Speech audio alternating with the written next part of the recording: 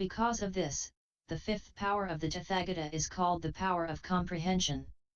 Because of these two powers, the Tathagata will know that the person has truly cut himself off from the root of good in this life or will in a later life, or that he gains emancipation in this life or that he will gain it in a later life.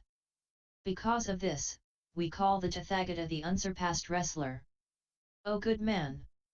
One who says that the Tathagata ultimately enters nirvana, or that he does not understand the mind of the Tathagata. That is why he speaks thus. O good man!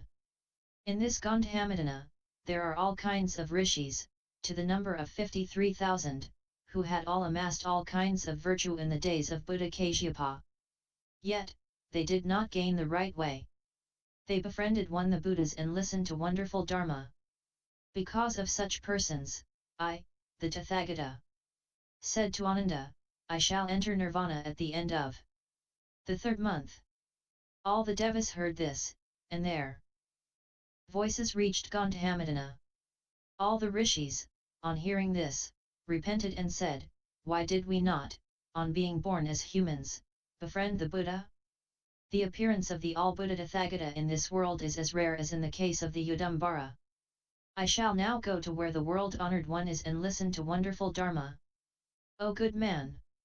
Then the rishis, to the number of 53,000, came to me.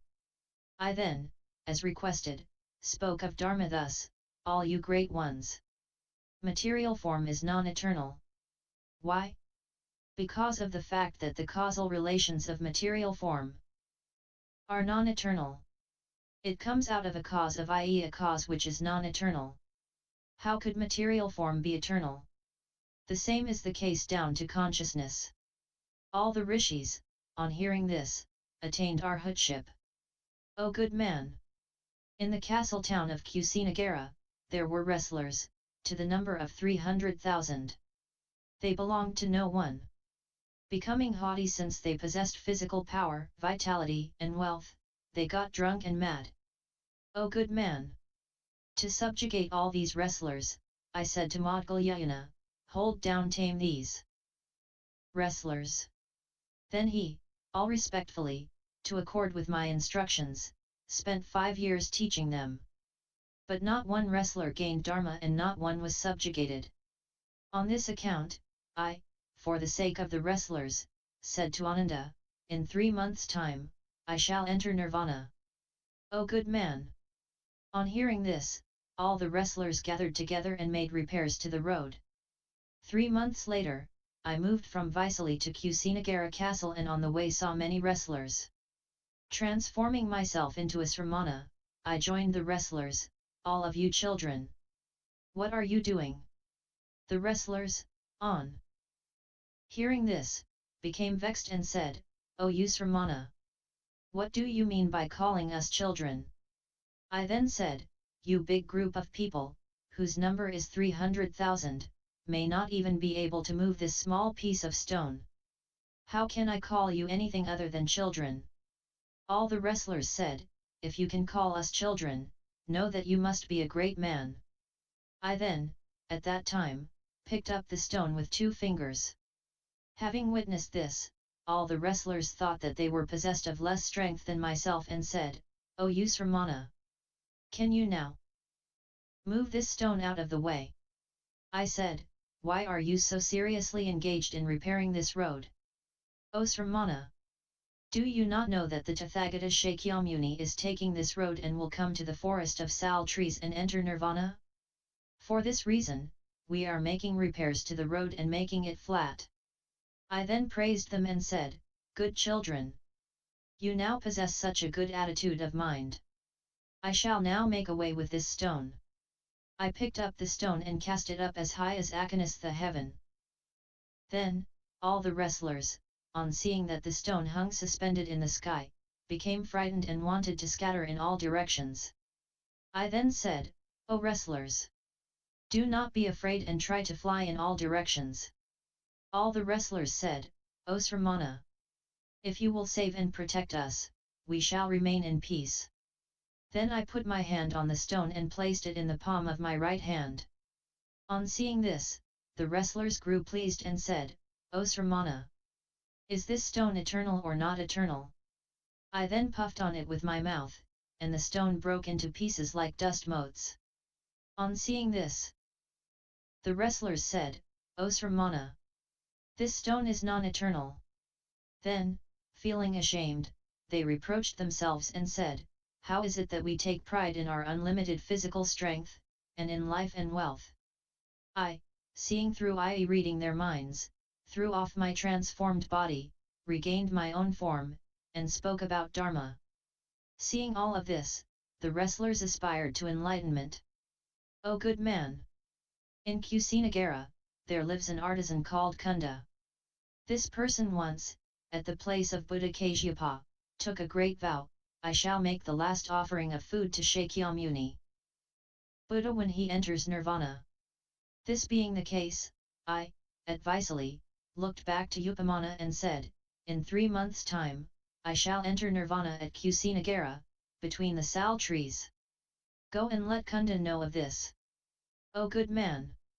In Rajagriha, there is a rishi who is well practiced in the 5 miraculous powers and whose name is Subhadra. He is years old. He calls himself one versed in all things and is extremely arrogant. Already, at the places of innumerable Buddhas, he has amassed all the roots of good.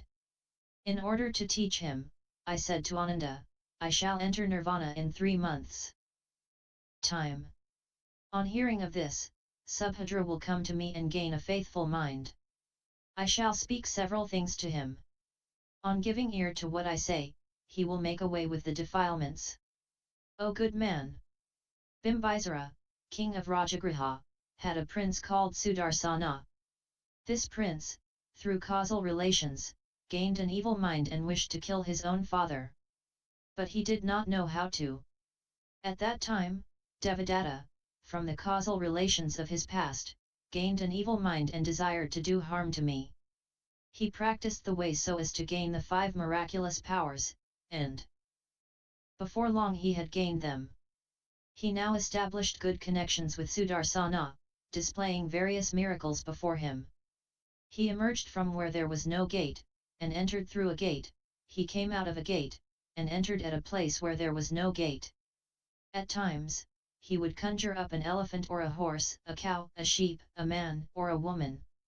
On seeing this, Sudarsana gained a loving i.e. attached mind, a mind of pleasure and of respect. And in consequence, he made various preparations and offered them up in various utensils. And he said, O Great One! I now wish to see the Mandarava a flower. Then, Devadatta went up to Trayastrimsa heaven and asked for it from the hand of a Deva god. Any good that he may have amassed having come to an end, none would give it to him.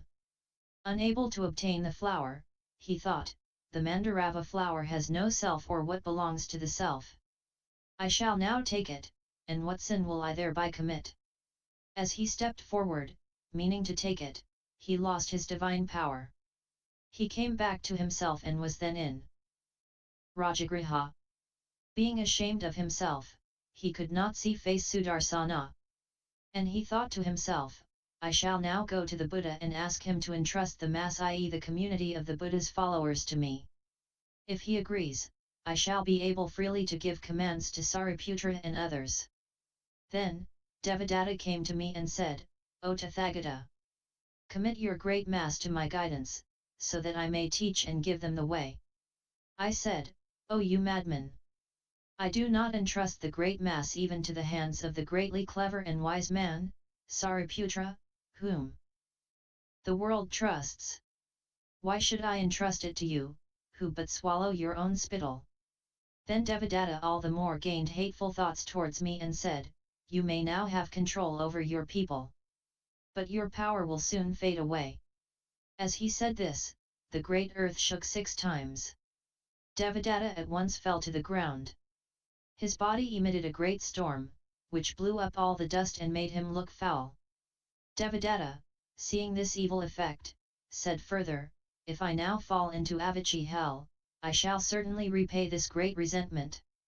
Then, raising himself, he went to Sudarsana, who queried, Why, Holy One, do you look so crestfallen and sorrowful? Devadatta said, I always look thus, do you not know this? Sudarsana answered, pray tell me why that is. Devadatta said, I am now on very close terms with you. Other people criticize you and say that what you do goes against reason. I hear this. How can it be that I do not feel worried? Prince Sudarsana further asked, in what way do the people of the land criticize me? Devadatta said, the people of the land say that you are an unborn resentment. Sudarsana said again, why? Am I an unborn resentment? Who says this? Devadatta said, when you were not yet born, the augur said, this son, when grown up, will kill his own father. That is why all other people call you an unborn resentment. All of the people of your household call you good-looking, just to guard your mind. The royal consort, Vidhi, on hearing this, gave birth to you on top of a high building, as a result of which you fell to the ground and lost one of your fingers. That is why all the people call you Balarusai equals one without a finger. Hearing this, I felt sorry. But I could not tell you this.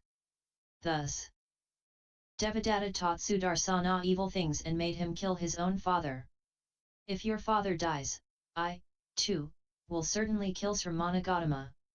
Sudarsana had a minister called Varsakara, whom he asked, why did the great king name me Ajatasatru? The minister told him the whole story, which was none other than what Devadatta had told to Sudarsana. Hearing this, Sudarsana shut the minister and his own father up in a place outside the castle and had the place guarded by 4 kinds of soldier. Queen Vidhi, on hearing of this, went to where the king was imprisoned. The guards would not let her in. Then the queen became angry and reproached the guards. Then, all the guards said to the prince, O great king! The queen wishes to see the king.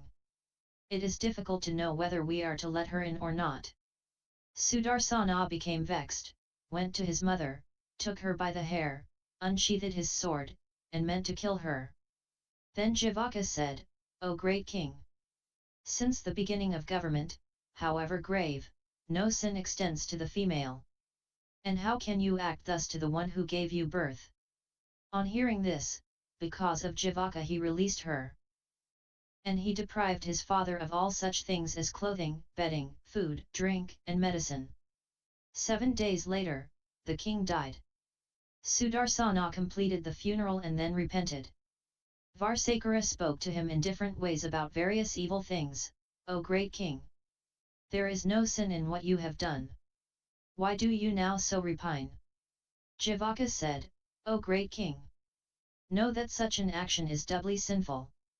The one sin is killing one's own father, and the other killing Asrotapana.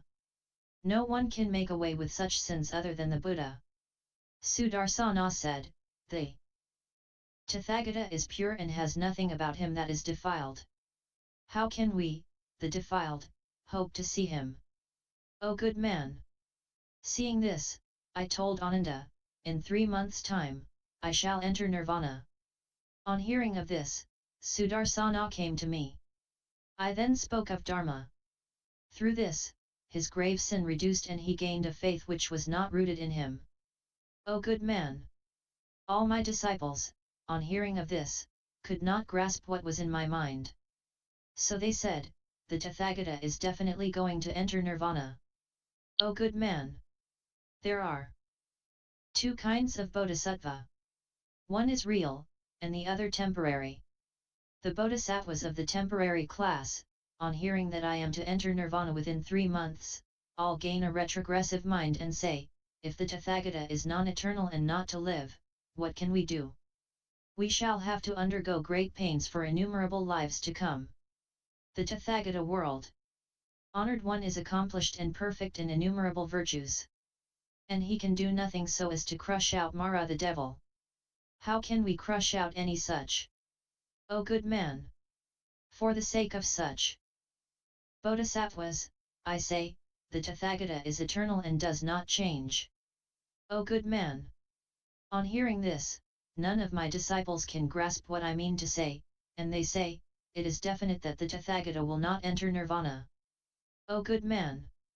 Beings acquire this world view of existence and say, none of us beings gain any karmic effects after death.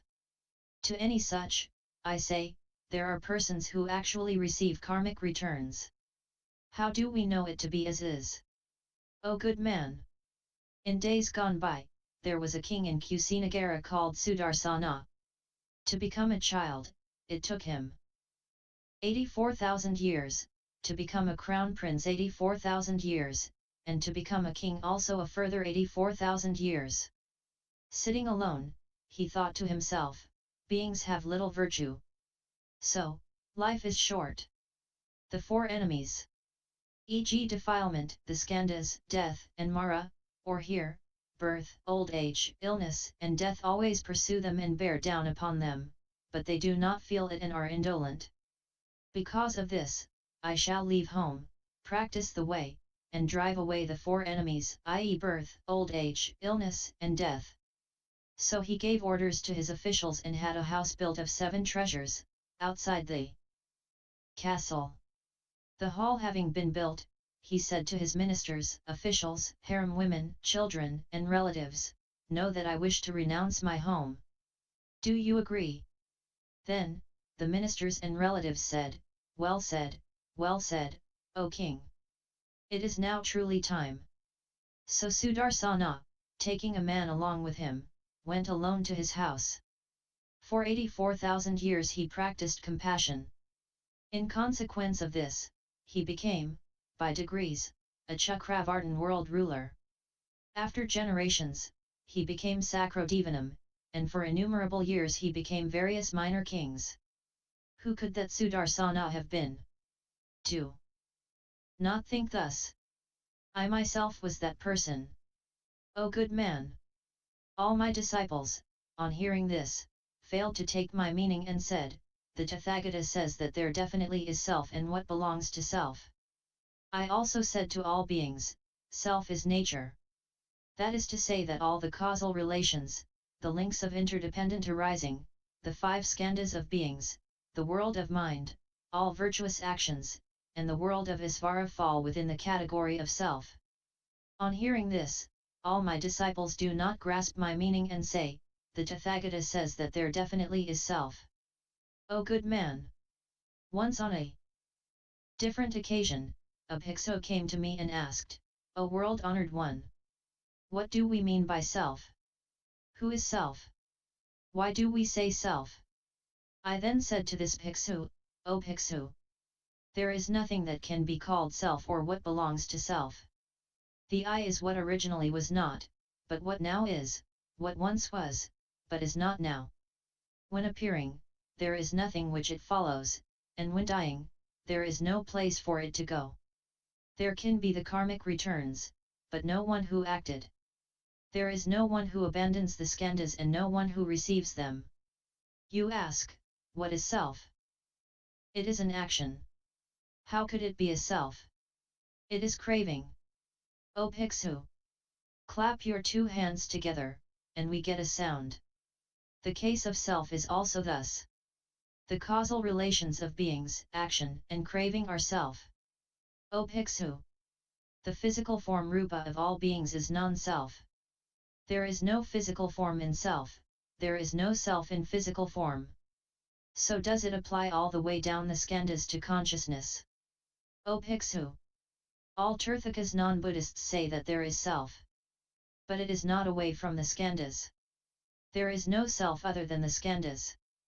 None can say thus. All the actions of beings are like phantoms, being like a mirage which appears in the hot season. O bhiksu! The 5 skandhas are all non-eternal, non-bliss, non-self, and non-pure. O good man!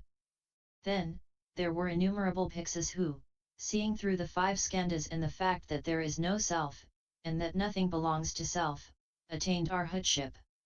O good man! All my disciples, on hearing this, fail to gain my meaning and say, the Tathagata definitely says that there is no self. O good man! I also say in a sutra, one acquires this body when 3 things harmoniously come together. One is the father, the other the mother, and the third the in-between existence too. These three come together, and we get this body. I at times say, the anagamin non-returner to samsara enters parinirvana, or he enters into the state of an in-between. Or I also say, the body and organs are perfect and clear, all come about from past actions, as in the case of pure Sarpermanda. O good man! I, at times, say, the in-between existence which an evil person gains is like the coarse woolen cloth that is found in the world, whereas the in-between existence which a pure, good being gains is like the finely woven, white woolen cloth produced at Varanasi. All of my disciples hear this, do not get my meaning, and say, the Tathagata says that there is an in-between existence. O good man! I also said this to those who had actually committed the deadly sins. Those who commit the 5 deadly sins fall into Avicii hell. I also said, Bhiksu Dharmarusai, when he dies, will immediately fall into Avicii hell. There is no place to stay in between. I also said to the Brahmacharin, Vatsaputriya, O Brahmacharin, if there were an existence in between, there would have to be 6 existences. I also said, to a non-form being, there can be no in-between existence. O good man! All of my disciples hear this, fail to grasp my meaning, and say, the Buddha says that there decidedly cannot be any in-between existence. O good man! I also say in a sutra, also, there is retrogression. Why? Because innumerable bhiksus are indolent and lazy, and do not practice the way. There are 5 kinds of retrogression, which are, 1. One likes having many things, 2. Having enjoyed, one speaks of worldly things, 3. One loves sleeping, 4. One likes to associate with people of the secular world, 5. Having enjoyed, one goes about. Because of all of this, the bhiksu falls back. Of the causal relations of retrogression, there are 2 types, which are, 1. Inner, 2. Outer. A person of the arhat stage certainly leaves the inner cause, but not the outer. Due to the external causal relations, defilement raises its head. Due to defilement, retrogression comes about. There was a bhiksu who was called Kudiyai, who had retrogressed 6 times. Having retrogressed, he repented and again practiced the way, and it was now the 7th time. Gaining it and being afraid of losing it again, he killed himself. I also, at times, say that there is emancipation, or I speak about 6 arhats. All of my disciples hear this, do not arrive at my meaning, and say, the Tathagata says that there decidedly is retrogression. O good man! I also say in a sutra, for example, just as charcoal never turns back into wood, and when an earthen pot is shattered it never serves again as a pot, so does it obtain with defilement. The cutting off of defilement by an arhat nevermore becomes reversed. Also, I say, there are 3 causes for beings having defilement. These are, 1. The defilement is not done away with, 2. The causal relations are not done away with, 3. The person does not think well. And the arhat does not have the 2 causal relations. The defilement is done away with and there is no thinking about evil things. O good man! All of my disciples hear this. Do not grasp my meaning, and say, the Tathagata says that there never is retrogression. O good man! I say in a sutra that the Tathagata has 2 kinds of body. One is the carnal body, and the other is the Dharmakaya. The carnal body is none but expedient and accommodation. So such a body undergoes birth, old age, illness, and death. It is long, short, black, and white, this is right, that is not right, this is learning or non-learning. All my disciples hear this, do not grasp my meaning, and say, the Tathagata says that the Buddha's body is but what is created. The Dharmakaya is the eternal, bliss, self, and the pure, it is eternally segregated from birth, old age, illness, and death. It is not white, nor black, neither is it long nor short, it is not learning, nor non-learning. The Buddha is one who has appeared or one who has not appeared. He is eternal. He does not move about. There is no change. O good man! All of my disciples hear this, do not grasp my meaning, and say, the Tathagata says that the body of the Buddha is definitely an uncreated body. O good man! I say in a sutra, what are the links of interdependence? From ignorance comes about action, from action consciousness, from consciousness mind and body, from mind and body the 6 spheres of sense, from the 6 spheres touch, from touch feeling, from feeling craving, from craving cleaving, from cleaving existence, from existence birth, and from birth aging and death, apprehension and sorrow. O good man! All of my disciples hear of this, do not grasp my meaning, and say, the Tathagata says that the links of interdependence are decidedly the created. I once gave a bhiksu an injunction and said, the links of interdependence are the Buddha, non-Buddha, characteristics, and the eternal. O good man! There is a case where the links of interdependence arise from causal relations. Also, there is a case where they arise out of causal relations and yet are not the links of interdependence. Also, there is a case where they come about from causal relations and are the links of interdependence. Also, there is a case where they are those which have come about neither from causal relations nor from the links of interdependence. We say that there is a case where they have not come about from the causal relations of the links of interdependence. This is said referring to the links of interdependence of the future. We say that there is a case where they come about from causal relations and yet are not the links of interdependence. This refers to the 5 skandhas of an arhat. We say that there is a case where they come about from causal relations and are the links of interdependence. This refers to the links of interdependence of the 5 skandhas of the common mortal. We say that there is a case where they are not those come about from causal relations and are also not the links of interdependence. This refers to space and nirvana. O good man! All of my disciples hear of this, do not come to my meaning, and say, the Tathagata says that the links of interdependence are definitely uncreated. O good man! I say in a sutra, all beings do good and evil actions. When they die, the 4 great elements immediately break up. With those whose deeds are pure and good, their minds travel upwards, those whose deeds are solely evil travel downwards. O good man!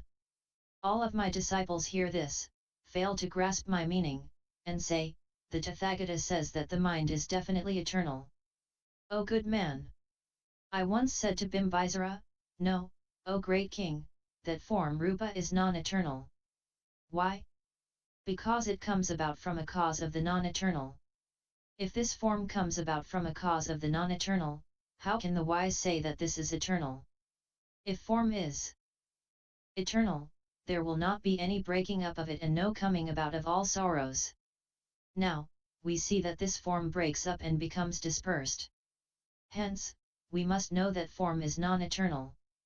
The same applies down to consciousness, too. O good man! All of my disciples hear this, do not get my meaning, and say, the Tathagata says that the mind can definitely be cut off. O good man! I say in a sutra, all of my disciples receive all incense and flowers, gold, silver, gems, wife, child, male and female servants, and the 8 impure things, and yet they gain the right path. Having attained it, they do not abandon it. They hear this, do not grasp my meaning, and say, the Tathagata says that one may accept the things of the 5 desires and that this does not obstruct the holy way. And, at one time, I say, there cannot be a case where men of secular life attain the right path. O good man! All of my disciples hear of this, do not grasp my meaning, and say, the Tathagata says that partaking of the 5 desires definitely obstructs the right path. O good man! I say in a sutra, severing defilement, one does not yet gain emancipation. This is as in the case where one lives in the world of desire and practices the Lokakagradharma insight into the world. O good man! All of my disciples hear of this, fail to grasp my meaning, and say, Tathagata says that the Lokakagradharma is nothing but a thing of the world of desire. And also I say, the Usmagata, Murdhana, Ksanti and the Lokakagradharma are no other than gaining the four dhyanas, from the first to the fourth. All of my disciples hear of this, do not grasp my meaning, and say, the Tathagata says that the Lokakagradharma is nothing but a thing of the world of form. And also I say, all the Tirthakas were already able to cut off the defilements that stood in the way of the four dhyanas. Practicing the Usmagata, Murdhana, Ksanti and Lokakagradharma, and meditating on the four truths, the person obtains the fruition of the Anagaman. All of my disciples hear of this, do not get my meaning, and say, the Tathagata says that the Lokakagradharma exists in the world of non-form. O good man! I say in a sutra, of the four kinds of dana giving, there are three which are pure. The four are, 1. The giver believes in cause, result, and dana, but the recipient does not. 2. The recipient believes in cause, result, and dana, but the giver does not. 3. Both giver and recipient have faith, and 4. Both giver and recipient have no faith. Of these four kinds of dana, the first three are pure. All of my disciples hear of this, do not grasp my meaning, and say, the Tathagata says that dana is but the mind. O good man! I once said, when one gives 5 things. What are the 5? These are, 1. Matter, 2. Power, 3. Peace, 4. Life, and 5. Oratorical prowess. The causal relations of such come back as returns to the one who gives.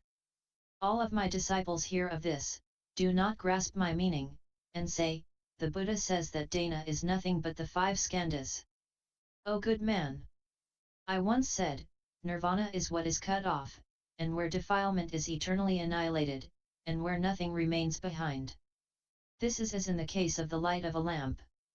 When gone, there is no reappearing of a thing. It is the same with Nirvana. We say void. This is where there is no place that can be named. For example, in worldly life we say like the void, when there is nothing there to be possessed. This is apritasampunara, i.e. when the causal relations for something to exist have gone, nothing can come about, where there is nothing to be possessed. If there is something that can be named, there must be causal relations. When there are causal relations, there can be extinction. When there are not, there is no extinction. All of my disciples hear of this, do not grasp my meaning, and say, the Buddha says that there are not 3 uncreates. O good man! I once said to Maudgalyayana, O Maudgalyayana!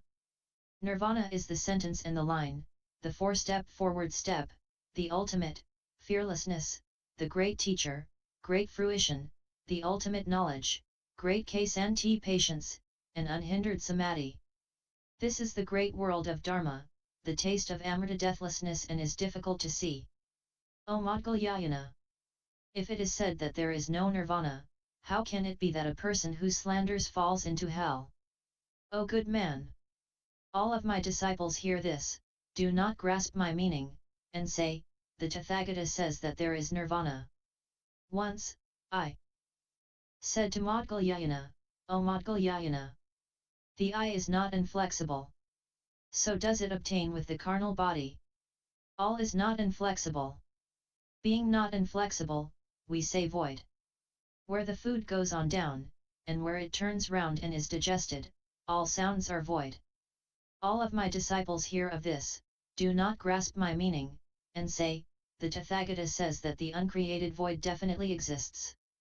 Also, once I said to Maudgalyayana, O Maudgalyayana! There is a person who has not yet attained the fruition of Srotapanna. When abiding in Ksanti, he cuts himself off from the karmic results of the 3 unfortunate realms. Know that its samsaric existence does not die out by the causal relation of intellect. All of my disciples hear this, fail to grasp my meaning, and say, the Tathagata says that there definitely exists the aprita sampunara. O good man! I at one time, said to Bhiksu Bhadrapala, "You, Bhiksu, should meditate on form. Nothing of the past, future, present, near, far, coarse, or delicate is the self or what belongs to the self." Thus meditating, the Bhiksu truly cuts off the craving for form. Bhadrapala also said, "What is form?" I said, "The four great elements are form and the four skandhas are called name, i.e. what is mental. All of my disciples hear of this, do not grasp my meaning, and say, the Tathagata says that form is definitely the four great elements. O good man! For example, by means of a mirror, an image appears. It is the same with matter too. By means of the four great elements, things come about, such as what is coarse, delicate, non-slippery, slippery, blue, yellow, red, white, long, short, square, round, wrong, angled, light, heavy, cold, hot, hungry, thirsty, smoky, cloudy, dusty, and misty. This is why we say that matter comes about like sound or form. All of my disciples hear this, do not grasp my meaning, and say, the Tathagata says that as there are the four great elements, there can be the works of matter. O good man! In days past, Prince Bodhi said, should a bhiksu who upholds sila gain an evil thought, know that at that moment he loses sila. I then said, O Prince! There are 7 kinds of sila. When things come about by body and mouth, there comes about non-expressible form, i.e. the secondary rupa that comes about from receiving sila. Through the causal relation of this non-expressible form, we do not say that we lose sila, although the thing itself rests in the category of the evil non-definable. It is yet the upholding of sila. Why do we say non-expressible form? Because it constitutes no cause of any different form, nor is it the fruition of any different form. O good man! All of my disciples hear this, do not grasp my meaning, and say, the Buddha says that there is a non-expressible form. O good man! I say in other sutras, sila checks evil things. If one does not do evil, this is the upholding of sila. All my disciples hear this, do not grasp my meaning, and say, the Tathagata says that there definitely is no non-expressible form. O good man! I say in a sutra, the skandhas from form down to consciousness of a holy person have come about from the causal relations of ignorance. It is the same with what obtains regarding the things of all common mortals, too. From ignorance comes about craving. Know that this craving is ignorance. From craving comes about cleaving. Know that this cleaving is ignorance and craving. From cleaving comes about existence. Know that this existence is ignorance, craving, and cleaving. From existence comes about feeling. Know that this feeling is action and existence. From the causal relation of feeling come about such as mind and body, ignorance, craving, cleaving, existence, action, feeling, touch, consciousness, and the 6 sense spheres. Because of this, feeling is nothing but of the links of interdependence. O good man! All of my disciples hear this, do not grasp my meaning, and say, the Tathagata says that there is no kata mental factor. O good man! I say in a sutra, from the 4 things of I, form, light, and evil desire comes about visual cognition. The evil desire is ignorance. As the nature of desire seeks to possess, we call this craving. From the causal relation of craving comes about cleaving, and this cleaving is called action. From the causal relation of action comes about consciousness, and consciousness is related to mind and body. Mind and body is related to the 6 spheres, the 6 spheres are related to touch, touch to conception, conception to feeling, craving, faith, effort, dhyana, and wisdom. All such things come about by touch. And yet they are not touch itself. O good man! All of my disciples hear of this, do not grasp my meaning, and say, the Tathagata says that the kata exists. O good man! I, at one time, said, there is but one existence. This extends to 2, 3, 4, 5, 6, 7, 8, 9 up to 25. All of my disciples hear this, do not get my meaning, and say, the Tathagata says that there are 5 existences or 6 existences. O good man! I once lived in Kapilavastu, in the Nyagadha Gardens, when Kalita came to me and said, what is an Upasaka? I then said, any male or female who is perfect in all the sense organs and who takes the 3 refuges in Buddha, Dharma, and Sangha is an Upasaka lay Buddhist. Kalita said, O world-honored one! What is a partial Upasaka? I said, anyone who has taken refuge in the 3 treasures of Buddha, Dharma, and Sangha and who has received 1 Sila moral precept is a partial Upasaka. All of my disciples hear this, do not grasp my meaning, and say, the Tathagata says that even a person who is imperfect can well gain the Upasaka Sila. O good man! I once was dwelling on the banks of the Ganges, when Katyayana came to me and said, O world-honored one! I teach people to take the ritual of purification. This may go on for a day, a night, a time, or for a thought moment. Can such a person accomplish the ritual of purification? I said, O Bhiksu! This person accomplishes good, but not purification. All of my disciples hear of this, do not get my meaning, and say, the Tathagata says that a person completely gains the 8 purifications. O good man! I say in a sutra, any person who commits the 4 grave offences is no Bhiksu. Such a Bhiksu is one who transgresses Sila or one who has forgotten Sila. He cannot call forth the bud of good. For example, this is as with a burnt-out seed, from which one cannot expect any fruit. If the crown of the tala tree is damaged, no fruit can come about. It is the same with the Bhiksu who commits the grave offences, too. All of my disciples hear of this, do not get my meaning, and say, the Tathagata says that any Bhiksu who has committed the grave offences loses the Sila of a Bhiksu. O good man! In a sutra I spoke, for Kunda's sake, of the 4 kinds of Bhiksu. These are, 1. Ultimate arrival at the way, 2. Showing of the way, 3. Receiving of the way, and 4. The defiled way. One who commits the 4 grave offences belongs to those defiling the way. All of my disciples hear of this, fail to get my meaning, and say, the Tathagata says that the Bhiksu who commits the 4 grave offences does not violate Sila. O good man! I said in a sutra to all Bhiksus, all such as the 1 vehicle, 1 way, 1 action, 1 condition, and all from 1 vehicle up to the condition give beings great quietude. These eternally excise all such as bondage, apprehension, suffering, and the suffering of suffering, and lead all beings to one existence.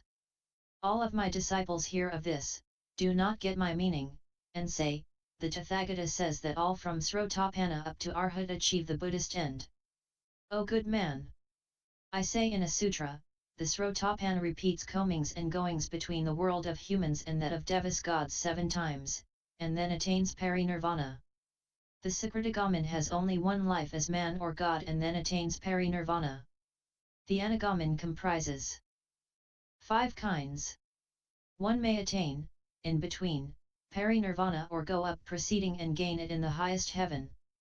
With those of the stage of Arhat, there are 2 kinds, which are gaining Nirvana 1, in the present life and 2, in the next life. In the present life, they cut away defilement and the 5 skandhas, and in the next life, 2, they cut away defilement and the 5 skandhas. All of my disciples hear of this, fail to get my meaning, and say, the Tathagata says that one may go up from the stage of Srotapanna up to the stage of Arhat and yet cannot be perfect in the Buddhist way. O good man! I say in this sutra, in detail, there are 6 things in the Buddha nature, namely, 1. The eternal, 2. The real, 3. The true, 4. The good, 5. The pure, and 6. The visible. All of my disciples hear of this, do not grasp my meaning, and say, the Buddha says that the Buddha nature of beings exists outside of us beings. O good man! I also say, the Buddha nature of the being is like the void. The void is not past, not future, and not present. It is not in, nor out, it is not within the boundaries of color, sound, taste, and touch. It is the same with the Buddha nature. All of my disciples hear of this, do not get my meaning, and say, the Buddha says that the Buddha nature of beings exists outside of the beings. O good man! I once said, people such as those who have committed the 4 grave offences, the Ekantakas, slanderers of the Vaipulia Sutras, and those who have committed the 5 deadly sins, all have the Buddha nature. Such persons do not possess good actions to depend upon. The Buddha nature is the good in itself. All of my disciples hear of this, do not grasp my meaning, and say, the Buddha says that the Buddha nature of beings exists outside of beings. O good man! I also once said, the being himself is the Buddha nature. Why? Other than the being himself, there is no gaining of the attainment of unsurpassed enlightenment. That is why I resorted to the parable of the elephant to praise an ajit. The blind persons, when speaking of the elephant, do not give us the elephant. Yet, what they say is not totally away from it. It is the same with beings who may be speaking of form down to consciousness and saying that such is the Buddha nature. The case is the same. Though not the Buddha nature itself, yet it is not quite away from it. I also gave the king the parable of a harp. The same is the case with the Buddha nature, too. O good man! All of my disciples hear of this, do not grasp my meaning, and speak variously, like the blind man who asks about the appearance of milk. So do things stand with the Buddha nature. For this reason, I at times say, people such as those who commit the 4 grave offences, slanderers of the Vaipulia Sutras, those committing the 5 deadly sins, and the Ekantakas, possess the Buddha nature. Or I say, no. O good man! I say in various sutras, when one person appears in the world, many gain benefit. Never do 2 Chakravartins appear in one country, nor 2 Buddhas in one world. Nor under the 4 heavens do the 8 guardians of the land appear, and no 2 Parinirmatavisavartins. No such thing can happen. And I say that I journey from Jambudvipa and Avicii hell up to Akanistha heaven. All of my disciples hear of this, do not grasp my meaning, and say, the Buddha says that there is no Buddha in the 10 directions. And I also say in all Mahayana Sutras that there are the Buddhas in all the 10 directions. YouTube video Buddhist Sutras https://www.youtube.com/user/lich1299/playlists